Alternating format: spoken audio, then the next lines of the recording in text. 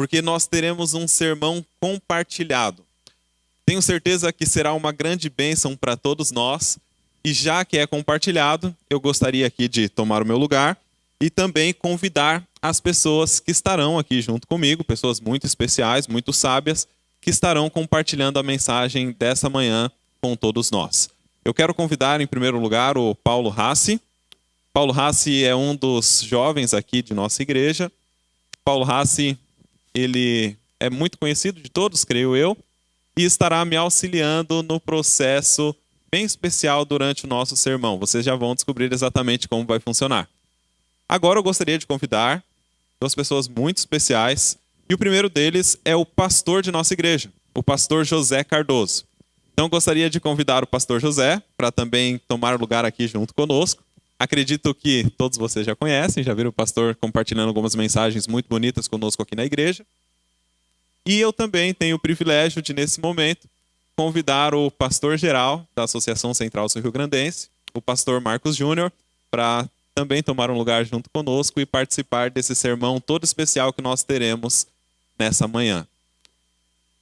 Muito bem, estamos aqui com o time formado e eu gostaria de, obviamente, antes de nós mergulharmos no estudo da Bíblia, convidar cada um de vocês a curvar a sua fronte, fechar os seus olhos e, em reverência, nós vamos falar com o nosso Deus. Querido Deus, amado Pai, nós agradecemos a Ti pelas bênçãos que o Senhor tem derramado em nosso viver. Estamos aqui diante de Ti como Teus servos, queremos nesse momento abrir as Sagradas Escrituras e pedir que o Senhor nos ilumine com o poder do Santo Espírito para que nós possamos entender o que o Senhor quer dizer a cada um de nós. Dirija todo o processo do culto e esse sermão, em nome de Jesus Cristo nós oramos. Amém. Nessa manhã nós teremos um formato muito especial. Eu e o Paulo estamos aqui e nós teremos a função de fazer alguns questionamentos. Nós vamos fazer algumas perguntas e nós temos aqui o pastor Marcos e o pastor José que nos ajudarão, nos auxiliarão, respondendo essas perguntas biblicamente. Então nós faremos um sermão bem didático para que todos nós possamos sair daqui abençoados por Deus. Gostaria então de, nesse momento, passar a palavra para o nosso amigo o Paulo Rassi e nós iniciaremos então o sermão dessa manhã. Bom sábado, igreja. Espero que vocês estejam bem. Também cumprimento os nossos amigos e amigas que estão nos assistindo pela internet. É um prazer ter vocês conosco e esperamos que em breve possamos estar todos aqui reunidos na casa de Deus novamente. Eu gostaria de convidar vocês para abrirem o texto bíblico de Mateus 28.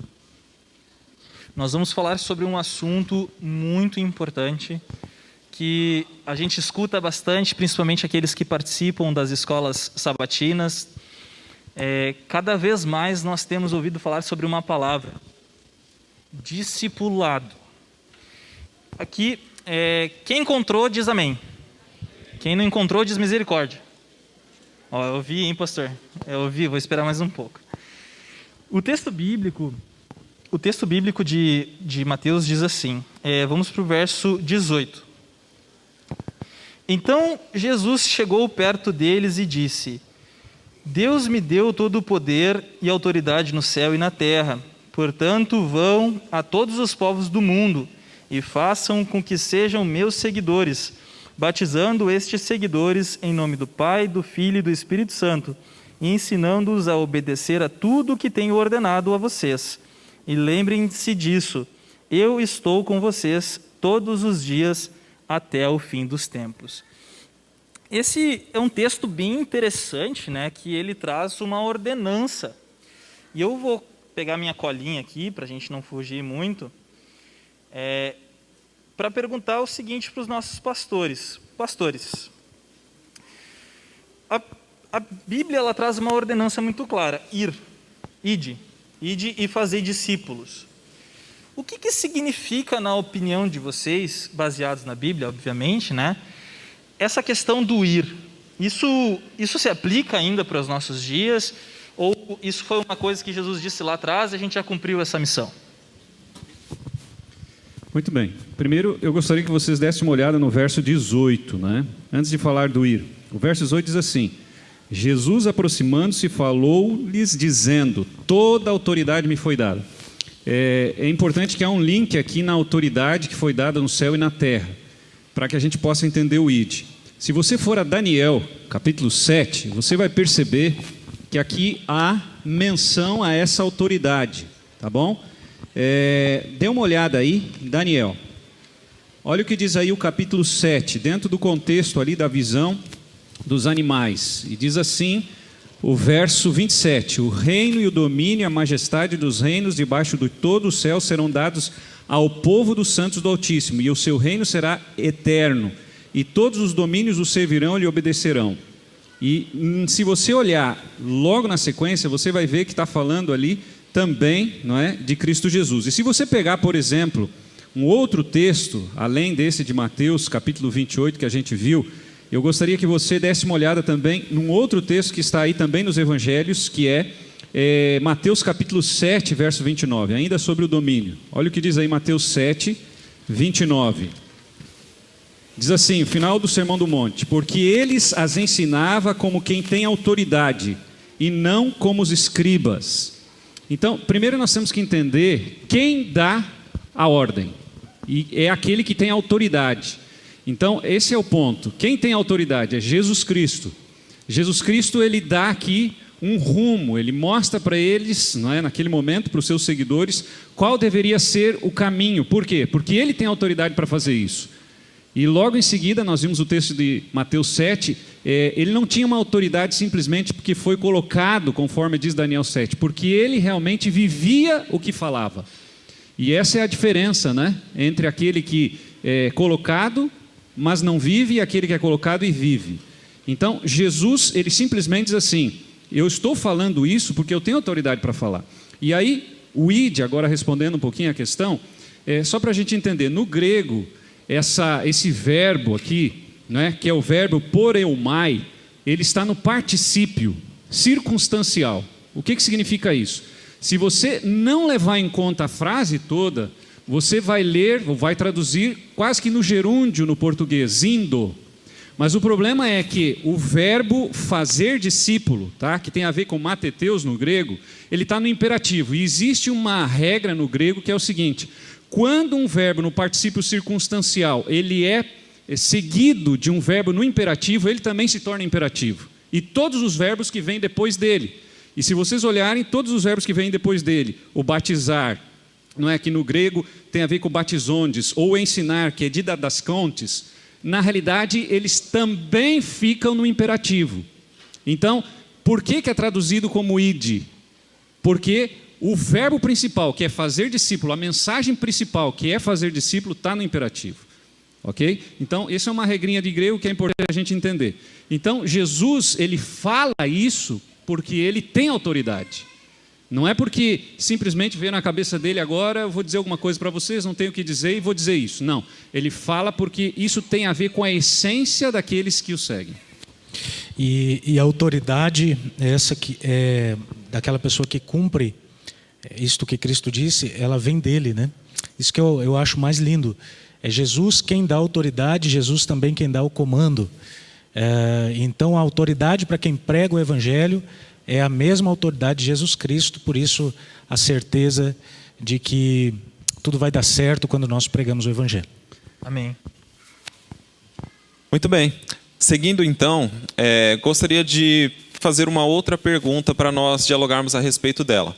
Nós vivemos na era da informação. Acredito que ninguém duvida disso, até porque todos estamos com os nossos smartphones aqui e temos conexão à internet. E o pastor José já fez um sermão onde vários levantaram as mãos dizendo que tem redes sociais aqui nessa igreja. Inclusive no YouTube agora nós temos pessoas conectadas conosco. Nesse mundo da informação, nós percebemos que algumas empresas, às vezes, que trabalham apenas com essas informações, ganham bilhões de dólares, enquanto algumas empresas que produzem algo de fato não têm o mesmo rendimento ou a mesma lucratividade. Essas redes sociais, elas funcionam ali com a ideia de influenciar. E nós temos hoje influenciadores, pessoas que postam as coisas para influenciar as pessoas a tomarem algumas atitudes. E é comum ter pessoas, por exemplo, com 1 milhão, 2 milhões de seguidores nas redes sociais. A pergunta que eu gostaria de fazer aos nossos pastores agora é a seguinte: nas redes sociais, uma pessoa geralmente diz influenciar milhões de pessoas. Na questão do discipulado, ir e fazer discípulo, nós também trabalhamos dessa forma? ter seguidores, obter seguidores, significa ou pode ser entendido como uma maneira pela qual a gente pode fazer discípulos também? Ou nós precisamos agir de uma maneira diferente para poder alcançar discípulos para Jesus? Nós precisamos entender o seguinte, ter seguidor no Twitter, sei lá, no Instagram, Facebook, seja lá onde for, não tem muito a ver com a ordem aqui. A ordem aqui ela está dizendo o seguinte, ide, tá? Pegue o verbo, nós vamos ficar aí praticamente a manhã toda nesse texto aí. Fazei discípulos, mas existe uma missão. De que forma? Batizando e ensinando. Ter seguidor apenas não significa que eu estou discipulando. Eu posso ter, por exemplo, um canal que eu poste lá mensagens bíblicas, que eu poste sermões, poste qualquer outra coisa, estudo bíblico. Mas se eu não fizer aquele meu discípulo um missionário, eu não estou cumprindo a missão. E isso é muito importante, porque nós temos na igreja membros e discípulos. Membros não são discípulos, portanto, não cumprem a missão. Discípulos cumprem a missão. Então, na igreja é muito claro, Jesus ele refletiu isso quando ele falou, por exemplo, do joio e do trigo. E ele diz assim, o trigo é aquele que cumpre a missão, o joio não cumpre, mas está na igreja. Então nós precisamos entender, ou os bodes e as ovelhas, tem várias ilustrações que Jesus coloca assim. Então nós precisamos entender o seguinte, fazer discípulos significa formar missionários. Fazer discípulos significa levar pessoas a também pregar para outros. Então a nossa missão não é batizar, a nossa missão principal, essa é a missão secundária. Se você pegar a estrutura em que a frase foi escrita na língua grega, você percebe nitidamente que a essência do verso é fazer discípulo. Não é batizar nem ensinar. E não é nem ir. O ir, batizar e ensinar são verbos circunstanciais que estão no particípio, mas que são anexo à mensagem principal do imperativo, que é matetes, fazer discípulos, fazer pupilos, fazer pessoas que se multipliquem com a mesma tarefa de pregar como você. Então, entendamos de maneira muito clara, nosso papel como filhos de Deus é fazer discípulos. Aí vem o como. Como que eu faço? Batizando e ensinando, e indo, né? Então, a nossa tarefa não é centrípeta, quanto era Israel. Israel foi colocado, se você pegar o mapa mundi, você vai ver que Deus colocou eles, a Terra Prometida, numa ligação entre a Europa, entre a África e entre o Oriente Médio. Pega aí o mapa mundi. E você vai ver que Deus colocou eles estrategicamente ali para que as pessoas, as nações fossem atraídas ao ver o sucesso deles. Só que eles falharam nesse plano missionário de atrair, ou seja, de fora para o centro, centrípeto. E aí Jesus vem e estabelece o plano centrífugo. Aqui a base, está aqui. Ir para quê? Não só para trazer membros para a igreja, não. Nós precisamos trazer discípulos, ou seja, nós precisamos nos multiplicar através dessas pessoas. Eu posso estar 20, 30, 40 anos na igreja e não ser um discípulo. Porque eu não levei ninguém a Cristo e essa pessoa também não levou ninguém a Cristo. Então, o que é fazer discípulo? É eu ter espiritualmente filhos e netos. Então, por exemplo, eu levei alguém ao estudo bíblico. Essa pessoa que eu levei ao conhecimento, porque o discipulado tem a ver com crença também, não tem a ver só, não é, com o depois da crença, porque alguns questionam isso. A crença está dentro do processo discipulado? Claro que está, porque a crença determina a minha visão de mundo, a minha cosmovisão e determina o meu comportamento. Então eu preciso trabalhar a crença. Então no momento em que o meu filho espiritual passa a ter outro filho, eu cumpri o ciclo. E se meus filhos espirituais que eu levei a Cristo não estão pregando, eu não discipulei talvez. Talvez não, com certeza. Então na igreja existem membros e discípulos. Eu posso ser membro 50 anos na igreja e não cumprir a missão e me perder. Porque eu não cumpri, eu não me tornei um cristão por essência. Não sei se vocês estão entendendo, o assunto é bem amplo, esse assunto dá para ficar aqui uma semana falando. Inclusive, pastor Marcos, muito bem colocadas suas palavras. Existe hoje duas palavras que elas também são importantes, que é o atracional e o missional. O atracional é aquela coisa, só de você trazer as pessoas para a igreja. O plano de Cristo não é que nós sejamos atracionais, antes nós temos que sermos missionais, que é irmos até onde as pessoas estão, nos relacionarmos com elas. E então o processo se segue até que elas se unem conosco nesta congregação, porque a igreja nada mais é do que uma congregação de pessoas que seguem a Cristo. Então, é importante termos em mente essa ordem de Cristo, de ir, né? Mas não é o ir o principal, é o fazer discípulos, é o matetês o principal. Agora, um outro ponto, que eu falo da minha experiência, assim, irmãos. Quando eu fui à igreja, num primeiro momento, eu fiquei 3 meses sentado, assim, né? Ouvindo, sentado na escola sabatina, sentado, ouvindo os pastores, os pregadores. E o Paulo, eu sei que o Paulo é missionário, ele vai concordar com o que eu estou falando aqui. Chega um momento que você já não consegue mais só ficar sentado. Você não consegue mais. Se você ficar muito tempo só sentado, alguma coisa vai começar a te faltar ao longo do caminho. Então chega um momento que você se obriga a cumprir a missão de Cristo, para a sua saúde espiritual acontecer. Tá, pastor, mas eu não sei dar um estudo bíblico, também não sei pregar. Não é só assim. Deus te dá dons. Os que tocaram, os que se envolveram, os que ajudaram, os que amaram alguém. Tem muitas formas de cumprir a missão, né? Então eu queria pontuar essas 2 coisas: irmos até as pessoas, trazermos elas, tornarmos elas discípulas, e também de nos envolvermos com a missão, não ficarmos no banco, usarmos os dons que Deus nos deu, a fim de que não nos falte alguma coisa, porque chega um momento que você já não consegue mais só ficar ali, né? O Espírito Santo te leva para a missão. Isso são tópicos bem interessantes, né? Então a gente fez a distinção aqui entre seguidores, que os pastores colocaram aqui na linguagem bíblica como membros, e os discípulos, que são de fato aqueles que estão cumprindo a ordenança ali de Mateus 28. E esse ponto que o senhor colocou, pastor, é bem importante, né? A noção que Jesus colocou. Ele fala primeiro: olha, eu tenho autoridade, e eu peço para que vocês, indo, façam discípulos. Então mostra uma questão de continuidade, uma necessidade de a gente fazer discípulos em conjunto, de forma em andarmos juntos. Mas tem uma questão que o senhor... Só um detalhe, né, Paulo? Veja que o verbo, ele fica imperativo. Sim, ele se torna imperativo. É o id, então não há uma opção de eu não querer fazer. Sim. Porque alguns questionam assim: tá, mas eu vou pegar o estudo bíblico, tá? Dar estudos bíblicos é uma questão, alguns dizem assim, é uma questão de dom. Não. O dom do ensino, sim. Ensinar é uma questão de dom. Mas dar estudos bíblicos, passar a mensagem de salvação, não é uma questão de dom, é uma questão de missão. Não é uma opção que eu tenho. Como discípulo, eu não tenho opção de não dar estudos bíblicos. Eu posso, talvez, não ter a habilidade de ensinar, porque Deus não me deu esse dom. Aí é diferente.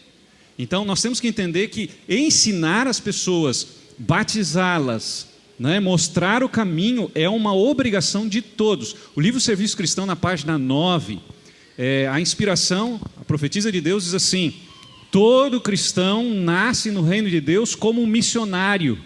Não há opção de eu não pregar. Então, quando eu opto em não pregar, eu me coloco na situação de membro de igreja, não de discípulo. Sim, a gente deixa de cumprir a ordem de Jesus. Daí o senhor falou sobre, nós começamos a discipular, em algum momento, faz parte do ciclo, o batismo. E a minha pergunta é no sentido seguinte: ali muito claro que a gente tem que fazer isso. Mas, será que quando a gente faz o batismo, o ciclo se interrompe? Eu pergunto isso porque, assim, todos os anos, muitas pessoas se batizam. Graças a Deus, a igreja do Guatemi, ela é muito missionária, ela batiza muitas pessoas. Mas, infelizmente, alguns amigos meus já deixaram a caminhada cristã. E é natural, cada um faz as suas escolhas e tudo mais. E eu fico me perguntando, mas se o batismo é o auge, por que isso acontece? Ou será que ele não é o auge? Será que tem algo a mais? Eu vou pedir para o pessoal, posso falar aqui, pastor? Vou pedir para o pessoal lá da tela, eu imaginava que nós íamos ir para esse rumo, e eu queria colocar aqui algumas imagens para a gente entender. A primeira é essa que nós chamamos de roda do discipulado. Vocês estão vendo aí, né? Ok, vamos tentar entender. Essa roda ela é baseada em Mateus 28, versos 18 a 20, tá?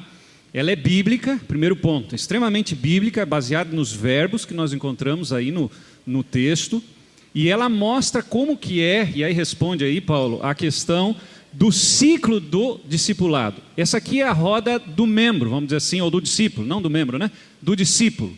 Essa é a minha roda de desenvolvimento da minha caminhada cristã baseada na Bíblia. Isso aqui não é coisa de homens, é de Cristo. Então Cristo diz assim: vocês têm que ir. E nós entendemos que a comunhão, o relacionamento e a missão são os caminhos iniciais de alguém que começa a ir em direção ao cumprimento da missão. Eu não tenho como pregar para alguém se eu não estudo a Bíblia todos os dias, se eu não oro todos os dias. Eu não tenho moral para fazer isso, eu não vou ter talvez nem estímulo para fazer isso. Então, primeira coisa, para eu cumprir, para eu dar o pontapé inicial da roda do discipulado, eu tenho que ser uma pessoa de comunhão com Deus. Então, por isso que o C vem em primeiro lugar ali, comunhão. Relacionamento.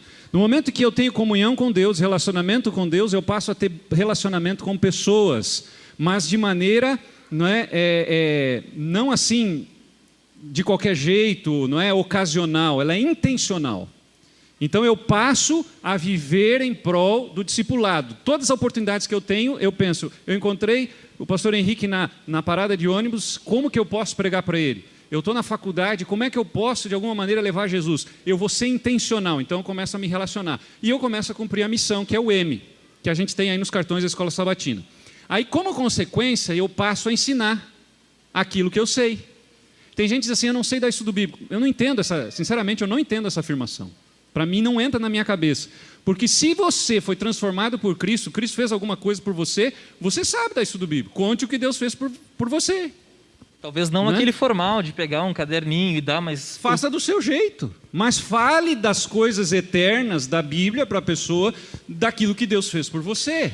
Então não existe essa, eu não sei dar estudo bíblico. Quando eu digo eu não sei dar estudo bíblico, eu posso ter duas leituras dessa frase. Ou eu quero me eximir da minha obrigação, não é? Essa é a primeira leitura. Ou realmente eu não estou afim, sei lá, de alguma forma. Nós tivemos aqui, pastor, um batismo nessa igreja. Para mim, esse ano tivemos lindos batismos, e esse foi um deles. Que foi um batismo de uma pessoa que tomou a decisão pelo batismo com base na observação de testemunho de um irmão e de uma irmã de uma família dessa igreja.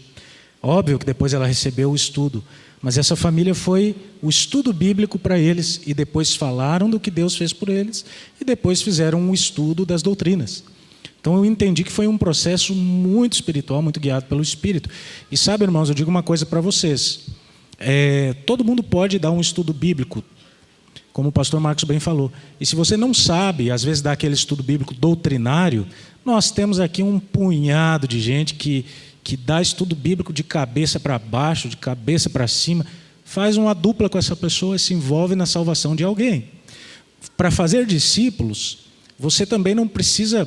Você pode usar a sua influência na escola, no lugar onde você está, você pode usar a sua influência para ir trazendo, aproximando essa pessoa de Cristo. Então, assim, Deus nos dá muitas formas e a autoridade é dele. Então, eu acredito que nós todos como igreja temos sim condições de darmos os estudos bíblicos que as pessoas precisam. Para fechar, para responder a pergunta, aí entra o terceiro passo aí da roda discipulado, baseado em Mateus, capítulo 28, 18 a 20, que é o batismo. Mas veja que ela não está no final do processo. Ela está aí no meio. Por quê? Porque o batismo, de acordo com o texto, faz parte. Ide, fazei discípulos. Não existe discípulo sem batismo. Tá? Mas ele não é o fim. Ele não é o fim do processo. Você percebe ali que nos estudos bíblicos a gente colocou discipulado pré-batismal de maneira didática. Por quê? Porque eu discipulo a pessoa quando eu começo a ensinar as verdades do céu para ela. Vamos pegar um exemplo de um pai e um filho. Quem é que tem que dar estudo bíblico para o filho? De acordo com a grande comissão. É o pai. Porque se ele é filho, ele tem que discipular o filho. E ele começa discipulando o filho, a filha, ensinando. E ele vai ensinar as verdades bíblicas, e isso vem antes do batismo. Vamos supor que o filho batiza. Parou aí o discipulado? Não. Agora ele tem que enviar o filho e formar o filho um missionário, para que esse filho ganhe outro que vai se tornar seu neto espiritual. Você percebe? Então nós precisamos entender que esse é o ciclo discipulado. A mesma coisa, eu dei o exemplo aqui de pai e filho, mas eu vou dar o exemplo de um instrutor bíblico, alguém que você está dando estudo bíblico. Por exemplo, se eu estou dando estudo bíblico, eu preciso ensinar a pessoa que eu estou dando estudo bíblico a também a ensinar a outra pessoa a dar estudos bíblicos, a falar do amor de Deus. E aí você percebe que daí vem um envio. Jesus disse, ide, ele já está enviando no ide. Ide, ó, centrífugo, não é atrair. Porque a gente acha que o nosso papel é trazer gente para a igreja. Isso é um erro. Nosso papel não é trazer gente para a igreja. O nosso pastor falou muito bem antes aqui. O nosso papel é ir onde as pessoas estão. E se elas vêm à igreja, é sinal de que nós fomos até elas. Porque se a igreja se torna vazia, é sinal de que a igreja não está cumprindo a missão, ela não está indo. É o que Deus faz, né? Ele não espera que nós vamos até Ele, mas sim Ele vem até nós. E veja, o plano dos judeus, o plano centrípeto era esse, de atrair as nações. O exemplo é, por exemplo, nós podemos pegar o rei Ezequias, né? Lembra do rei Ezequias? O rei Ezequias recebeu os babilônicos, e quando ele recebeu, os babilônicos estavam ali, né? Nós queremos saber o segredo de Judá, porque eles estão ganhando todas as batalhas. E Ezequias, em vez de dizer que o segredo era Deus, ele foi mostrar o quê? Os tesouros. Ele foi lá e mostrar o cofre. E aí é uma prova clássica de que o povo de Israel falhou. É um exemplo clássico. Nosso papel não é trazer as pessoas para a igreja, nosso papel é ir até as pessoas. E aí então eu envio, seja o meu filho que eu dei estudo bíblico, seja a pessoa que eu dei estudo bíblico, e aí o ciclo continua. E daí ela começa a estudar a Bíblia, a se relacionar, ela começa a pregar, e ela começa a dar estudo bíblico para outra pessoa, e daqui a pouco eu vou falar sobre o plano de multiplicação, que é esse que nós precisamos entender. Hoje nós estamos muitas vezes numa adição, e esse é um problema. Muito interessante nós sabermos que então a questão do batismo, ela está atrelada ao discipulado. Ela está intimamente ligada com o fato de dar continuidade àquilo que está acontecendo. É um processo cíclico. É algo que acontece e precisa acontecer novamente. Mas, pastor, eu acho que é interessante nesse momento a gente responder uma pergunta, né, pastores? É importante a gente responder uma pergunta relacionada à vida daquele que foi batizado. Depois que ele foi batizado, o ciclo para por ali? Qual é a missão que agora cada uma das pessoas que foi batizado recebe da parte de Deus? E uma outra pergunta que vem atrelada a isso é o seguinte: só quem foi batizado pode dar continuidade a esse ciclo? Só quem nasceu de novo no reino de Deus?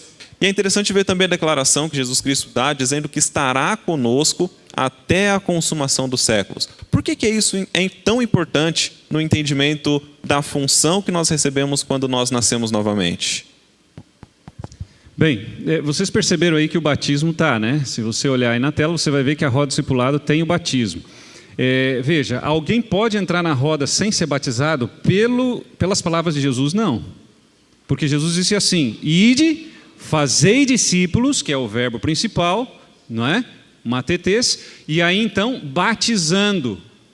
Então o ciclo discipulado ele contém o batismo, não tem como você tirar o batismo. Entendeu? Então, se você está conhecendo, você é nosso amigo aí, está estudando a Bíblia, e faz tempo que você está aí para se batizar e não se batizou, por favor, tome a decisão para que você possa entrar no ciclo. Entende? Você precisa tomar a decisão logo, porque o batismo faz parte do processo, e quem falou não fui eu, quem falou não fomos nós, não foi a igreja que determinou, foi Cristo Jesus. Então, e ele fala, por quê? Porque ele tem autoridade, o verso 18 diz, ele tem autoridade, a autoridade é porque ele é Deus. Ok? Então, é importante, eu não sei se está respondendo a tua pergunta, pegando aqui, eu lembro do batismo, né? Tem que ter o batismo no ciclo, não tem como fugir, mas não é o fim. Muitas vezes nós achamos que a pessoa batizou, a gente abandona a pessoa. Por favor, os novos estudos agora, irmãos, que a igreja está preparando, e a gente está assim, ansioso para que esse estudo chegue já no início do ano que vem, é justamente propondo de que a pessoa batize no meio do estudo e se dê estudos depois, ensinando ela a discipular outros, inclusive levando ela a dar estudos bíblicos, para que outros, ou testemunhem, para que outros possam também fazer parte desse ciclo. Ok? Não sei se respondeu, pastor. Claro, a pergunta era justamente essa: eu preciso então ser batizado para poder continuar esse ciclo do discipulado? E a certeza, né, que Jesus Cristo nos dá: ok, eu fui batizado, eu percebi que Jesus Cristo me enviou numa missão. O que me traz de conforto a mensagem de que Jesus Cristo estará junto comigo? Isso faz diferença na minha vida agora que eu recebi essa missão? Quer responder, pastor? Eu combinei com o pastor Marcos, porque eu estou sempre aqui falando para vocês, né? Então, nós temos aqui o nosso pastor geral, combinei com ele que ele ia falar bem mais que eu. Por isso, pastor, por favor, mais uma vez. Só repete a pergunta.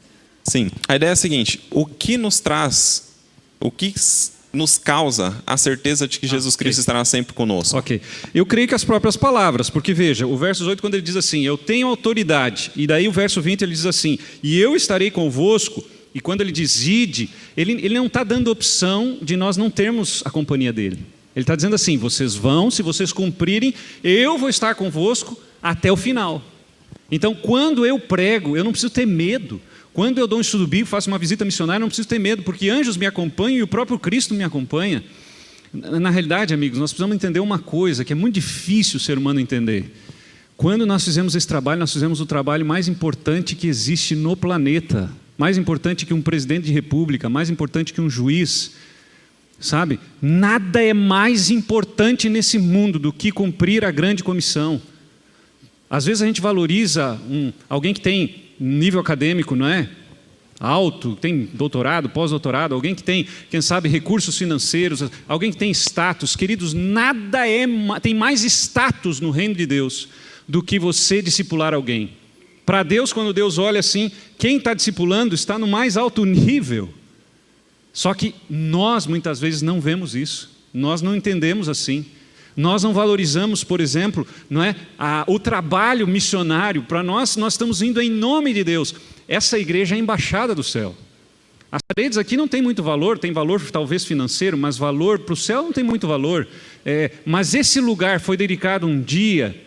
Por quê? Porque aqui iriam se reunir pessoas que iriam representar o céu e que sairiam como embaixadores nesse planeta, seja aqui no Passo da Areia, seja onde for, e iriam agora falar em nome de Deus. Nem um juiz, nem um presidente da república, ninguém tem mais autoridade nesse planeta do que alguém que faz discípulo. Ninguém. E a gente precisa entender isso. Que bênção ouvir isso, pastor. Muito bom mesmo. E eu queria trazer a coisa um pouco, o pastor está explicando a coisa biblicamente, um pouco para o lado também da experiência, né? Quando eu comecei a tentar pregar o evangelho, eu tinha um medo, pastor, que era o medo de ser invasivo. As pessoas hoje não são muito reticentes ou reservadas. Eu tinha medo de ser invasivo, de como é que eu vou falar para Jesus com esse amigo se eu conheci ele num contexto que não tinha nada a ver com Jesus. Aí eu vou parecer às vezes invasivo ou o crentão chato. Eu tinha um pouquinho de medo, fruto da inexperiência. Aí um dia alguém me disse alguma coisa que eu repito hoje: você só é invasivo quando a pessoa diz que você é. Antes disso você não pode julgar. Você não pode dizer assim: eu não vou falar para a pessoa porque eu posso me tornar invasivo, porque a pessoa está te olhando e ela está dizendo assim: quando é que esse camarada vai me falar de Jesus? Quando é que essa pessoa vai me falar da igreja dela? Eu vejo ela com Bíblia, eu não vejo ela no sábado, porque ela está na igreja. O seu amigo da faculdade está esperando isso. O seu vizinho está esperando isso, porque ele vê você sair de casa e voltar. E às vezes a gente tem medo de ser invasivo. A gente só é invasivo quando a pessoa estabelece o limite. Ela diz: não, eu não quero ouvir isso. Aí você recua. O evangelho, ele tem o direito, a pessoa tem o direito de negar. Mas você dá mais umas tentativas também, né? Não vai desistir na primeira. Agora, você não é invasivo. Sabe por quê, pastor? Porque a ordem de Cristo é esta. Quando nós achamos que estamos nos tornando invasivos, obviamente tem discussão em cima disso, porque a pessoa também não pode ser uma insistência, não dá para ir por esse caminho. Mas quando nós nos colocamos assim, com este medo de nos tornarmos, isso pode nos impedir de cumprir a missão. Então, buscar um equilíbrio bem legal nessa questão é algo interessante a ser pontuado. Nos encaminhando para a nossa última pergunta aqui desse primeiro bloco, né? Eu gostaria de fazer montar um cenário aqui, buscando um pouco da pergunta do pastor Henrique e das respostas de você. Seria assim: eu conheci a igreja agora, comecei a ter os estudos bíblicos, comecei a estudar, aprender sobre Jesus, ainda não me decidi pelo batismo, mas eu já senti vontade de compartilhar isso para outras pessoas, porque aquele estudo é legal, de repente até convidar para ter o estudo junto com o pastor Henrique, que é uma pessoa extrovertida, que está falando muito bem, aquilo me faz bem, eu quero compartilhar isso para outras pessoas.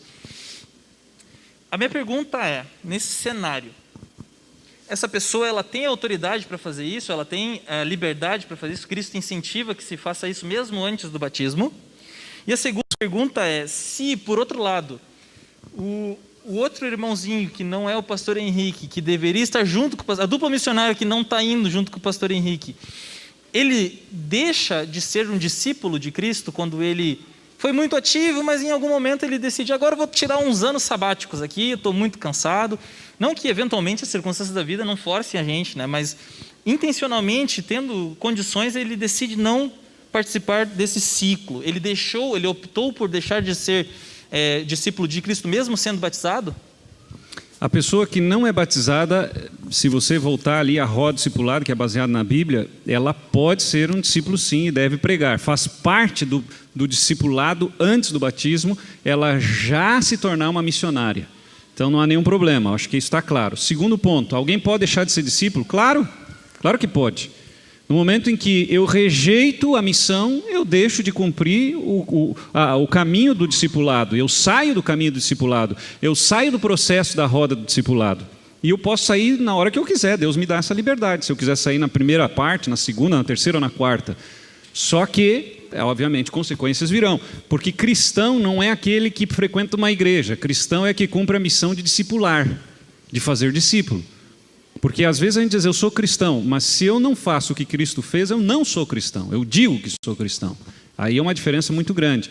Então, ser cristão é fazer parte do processo de Mateus 28, 18 a 20, que é fazer parte do processo da roda discipulado. Formar missionários. E eu diria assim, é muito simples ser um discipulador. Quem é pai, por exemplo? Quem é pai, mãe? Amigos, pai e mãe já têm a obrigação natural de discipular seus filhos, de formar os seus filhos missionários. Por exemplo, se eu quero que o meu filho seja missionário, mas eu não trago eles aos cultos, eu não levo eles a visitas missionárias, eu não ensino eles a dar estudos bíblicos, eu não vou cumprir o papel meu de discipulador com eles. Então Deus naturalmente já deu para o pai e para a mãe a obrigação dentro da comissão, da grande comissão, de discipular aqueles que estão em casa.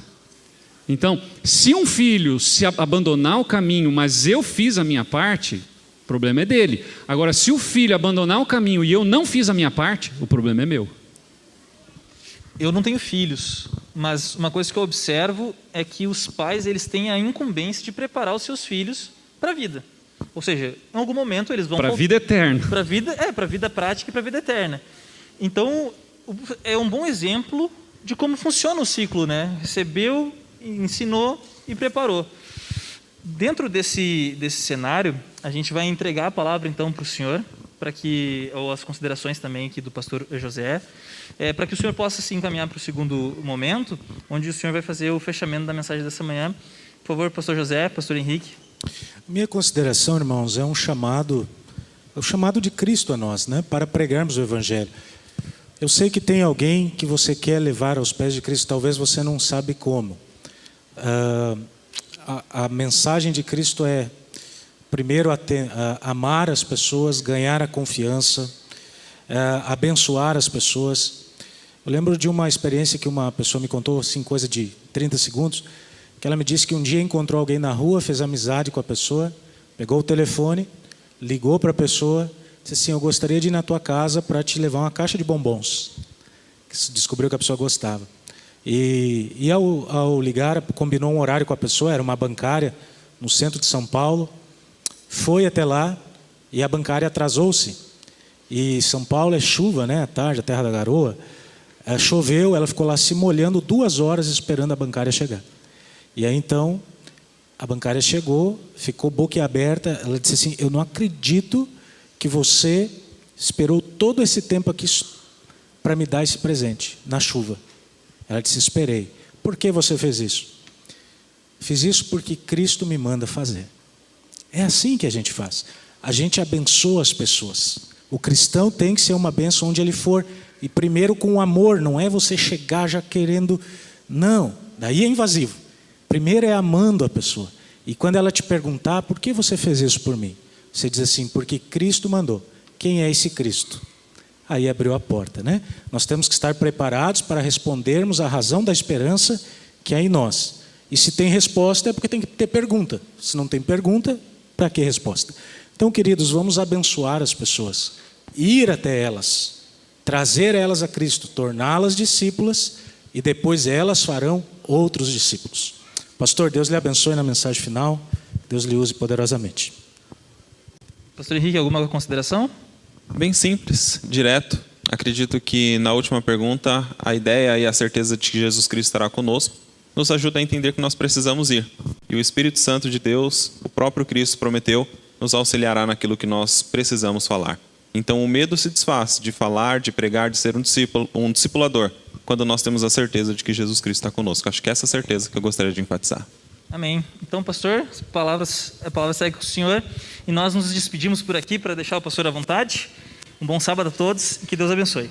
Muito bem, não vou fazer o sermão, tá, pessoal? Vou encerrar aqui, então não se assuste. Mas abra aí Mateus capítulo 5, verso 13. Aí a gente consegue fazer o fechamento da nossa conversa aqui sobre o discipulado. Mateus capítulo 5, verso 13. Eu poderia ficar só na primeira parte aqui, mas é interessante o que diz o texto aqui, né? E eu gostaria que você parasse para refletir um pouquinho. Diz assim: vós sois o quê? Vamos parar aqui. Eu poderia continuar aqui e dá para mencionar. Eu vou usar ainda lá, tá? Vós sois o sal da terra. Certa vez, na Segunda Guerra Mundial, Winston Churchill, ele se viu numa situação bem delicada. A França tinha se rendido à Alemanha na guerra, a França já tinha entregue, né, a guerra para a Alemanha, e aí a Grã-Bretanha estava ali, né, tentando segurar as pontas e não entregar a guerra. E aí o que aconteceu? Winston Churchill teve uma ideia: eu vou pedir ajuda dos Estados Unidos. E ele então se dirigiu aos americanos e fez a seguinte colocação: dai-nos as ferramentas e nós conseguiremos ganhar a guerra, ou conseguiremos colocar a tarefa, né, dentro daquilo que nós havíamos prometido. Aquela mensagem, aquela frase de Winston Churchill, ela começou a rodar os Estados Unidos pelas ondas de rádio. E movimentou de tal maneira os americanos que impulsionou o governo americano a dar apoio para a Grã-Bretanha. E aí, quem conhece um pouquinho de história sabe que a Segunda Guerra teve um desfecho diferente, aí mudou todo o panorama. O que eu quero dizer com isso? Deus, Ele nos colocou como ferramentas, Ele pode fazer o trabalho, Ele não precisa de nós, mas Ele nos colocou no processo do discipulado para o nosso próprio amadurecimento, para o nosso próprio crescimento, porque ninguém é completo na vida cristã se não pregar, se não falar para outro, se não testemunhar para outro. E é por isso que ele diz: vós sois o sal. Só que dá para encarar o sal de várias maneiras. Você pode ver o sal fora do saleiro e dentro do saleiro. O sal fora do saleiro, ele tem um papel. Agora, dentro do saleiro, ele praticamente se torna inútil. Muitas vezes eu sou o sal dentro do saleiro. Eu não quero sair da igreja, eu não quero pregar, eu não quero falar para o meu vizinho, eu não quero falar para o meu colega de trabalho, eu não quero falar para o colega da faculdade. Aí Jesus diz no próprio texto, não é? Ora, se o sal vier a ser insípido, como lhe restaurar o sabor? Para nada mais presta, diz o texto, a não ser para ser lançado o quê? Jesus diz assim: se você for um sal dentro do saleiro, que você não traz sabor na vida das pessoas, ele é tão duro, irmãos, eu não sei se você parou para pensar nisso, mas ele está dizendo assim: se eu sou um sal que não dou brilho, não dou gosto na vida das pessoas, eu não presto para nada. Então aí está a diferença entre membro e discípulo. Agora, dê uma olhadinha nesse ciclo aqui, tá? Esse aqui é o ciclo que a gente tentou colocar as perguntas da classe da escola sabatina, das unidades, está tudo as perguntas mescladas aí, né, linkadas com o ciclo. Eu não vou entrar nesse detalhe aí. Mas olha só o que acontece muitas vezes com a gente, é a lei da adição. Vamos imaginar a seguinte situação. Imagina um evangelista que ganha 100 pessoas para Cristo por mês. Isso aqui é legal ou não? Sim ou não? Dentro do contexto de missiologia. Sim ou não? Claro! Nossa, como que todos nós gostaríamos de ter um evangelista que ganhasse 100 pessoas por mês na nossa igreja. Essa é uma colheita muito grande. Em um ano, essa pessoa ela vai ganhar 1.200 pessoas para Cristo. Se ela ganhar 100 pessoas por mês, em um ano ela ganha 1.200.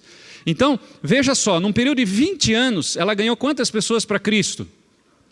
24.000. É bastante ou não? É legal ou não? É uma grande colheita para o reino de Deus, sim ou não? Sim, mas esse não é o plano de Deus. Esse plano aqui não está na Bíblia. Esse plano não é o plano que Deus estabeleceu. Sabe qual é o plano de Deus? É o da multiplicação. Olha a diferença, é cada um salvando um. É cada um de nós levando uma pessoa para Cristo. Vamos colocar num ciclo de um ano, já que eu estou fazendo a conta aqui no ciclo de um ano. Então, eu levo, você leva, cada um de nós leva uma pessoa para Cristo e torna ela missionária, porque não adianta eu só levá-la para Cristo e tornar membro. Isso acontece muito. Isso também não está legal. Não tem a ver com o ciclo discipulado. Então, agora, um discípulo leva outro, e aí o outro ganha outro. A cada um dos 2 discípulos ganha e treina uma pessoa no ano seguinte. Olha só como é que fica a conta. Vamos pegar os mesmos 20 anos. Então, no primeiro ano eu ganho mais 1, nós somos 2. Esses 2 começam a pregar e falar de Deus, né, através de sua vida, no convivência com as pessoas. No outro ano eles ganham 4, no outro ano 8, no outro ano 16, e assim vai, 32, 64, papapá. Até quando chega a 19 anos, eles ganharam 524 mil pessoas, porque é cada um salvando um. Aí no período de 20 anos, quanto esse plano, um ganhando um, vai ter? 1.048.000. Qual era a conta do outro lá? O que é melhor, 24 mil ou 1.048.000? Você percebe? Nós não podemos permanecer no plano da adição. Nós estamos no plano da adição muitas vezes. Nós temos que ir para o plano da multiplicação. Cada jovem ganhando outro jovem, cada desbravador ganhando outro desbravador, cada mulher ganhando uma mulher. Queridos, esse é o plano que Cristo estabeleceu. Só que nós não podemos deixar a vergonha e o medo nos atrapalhar. Um evangelista levaria 873 anos para ganhar esse mesmo tanto de 1 milhão naquele plano da adição. O que é melhor? Jesus disse, vós sois o sal da terra. E eu termino contando a história de Agnes. Agnes, um dia ela estava andando no trem. E quando ela estava no trem, ela sentiu um forte desejo de trabalhar pelos pobres necessitados. E ela é uma pessoa cristã, uma pessoa, não é, procurava ser próxima de Deus. E ela então agora sentiu que era como se o Espírito Santo estivesse falando com ela. E ela tomou uma decisão ali dentro daquele trem. Ela disse assim, eu vou agora trabalhar, não é, nos lugares mais remotos da Índia. E vou para lá. E vou trabalhar com os pobres, com os necessitados. E ela começou a fazer esse trabalho. E Agnes, então, agora começa a trabalhar com crianças analfabetas. Não tinha uma lousa, não tinha uma escola, não tinha nada. E ela começa agora a ensinar as crianças a aprender a ler numa choupana que não tinha nem um piso, era chão batido, e ela escrevia ali com a ajuda de alguns pedaços de madeira as letras, e ensinando as crianças ali as contas, tudo através daquele quadro que ela havia inventado no chão. Anos mais tarde, ela resolveu trabalhar com pessoas moribundas da rua, tirar pessoas da rua, maltrapilhos, e ela conseguiu fazer um trabalho maravilhoso com isso. Depois ela começou a trabalhar com crianças também rejeitadas, até que por fim da sua vida, ela trabalhou com leprosos e com crianças que tinham retardamento, não é? Para aprender. Em 1978, ela ganhou o Prêmio Nobel da Paz. E Agnes, que é mais conhecida como Madre Teresa de Calcutá, ela então agora recebeu o microfone para falar. E disseram para ela, depois que entregaram o Prêmio Nobel da Paz para ela, disseram assim, fale algumas palavras. E ela disse o seguinte, eu dedico tudo o que eu estou recebendo aqui, as honrarias que vocês estão me dando, às pessoas que são deixadas de lado na sociedade. Porque eu fui apenas uma caneta, diz ela, apenas uma caneta nas mãos de Deus. Eu fico imaginando se eu e você nos tornássemos uma caneta nas mãos de Deus. Quantas pessoas nós abençoaríamos? Muito da depressão, muito dos males que nós temos hoje é porque nós estamos voltados somente para o nosso umbigo. E Deus está dizendo assim, pregue, fale para os outros, fale do reino de Deus, fale que Jesus vai voltar, fale do amor de Deus. Ela disse, eu fui apenas uma caneta nas mãos de Deus. Nessa manhã eu quero fazer um apelo para você.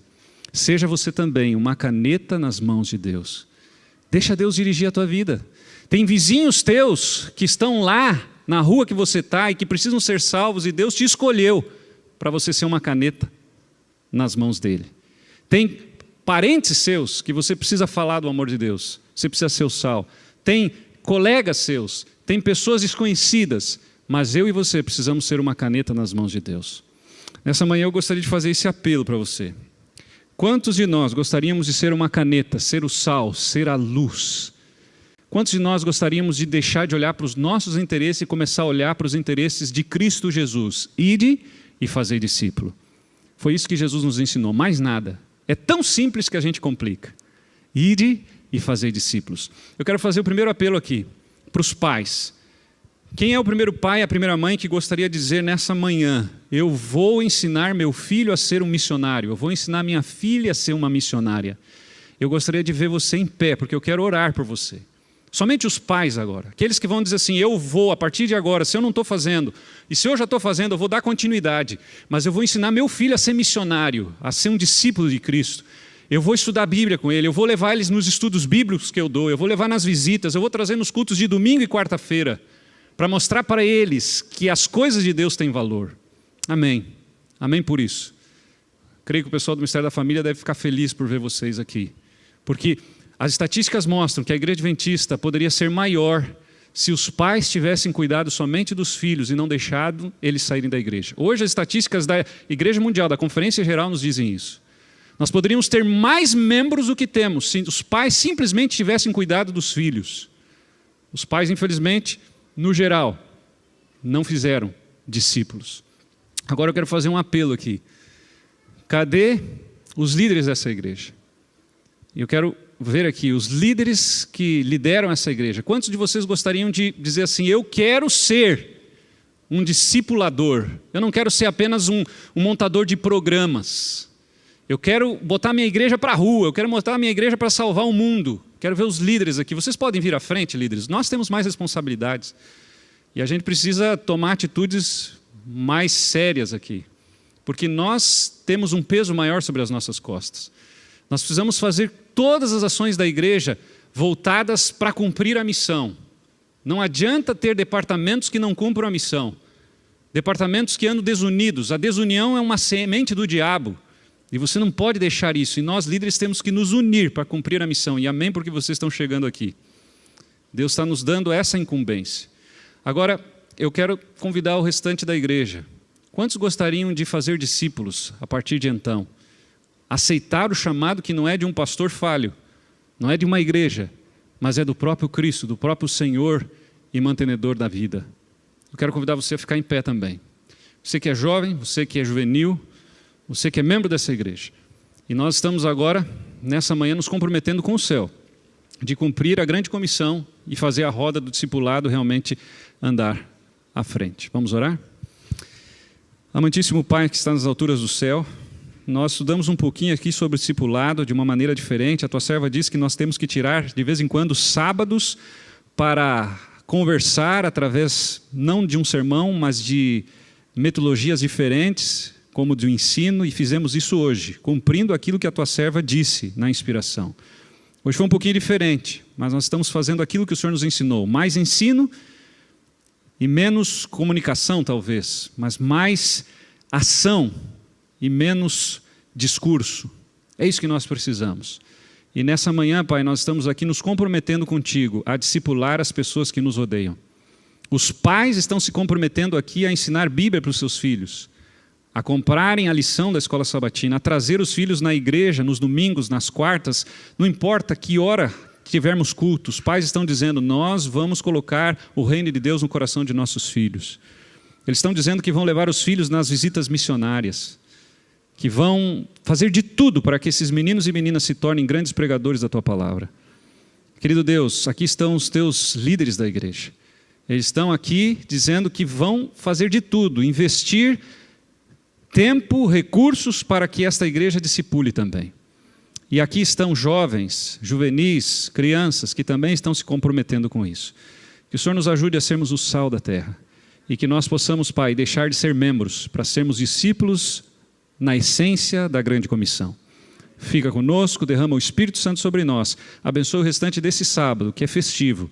Em nome de Jesus. Amém, Senhor. Amém. Que Deus abençoe a todos.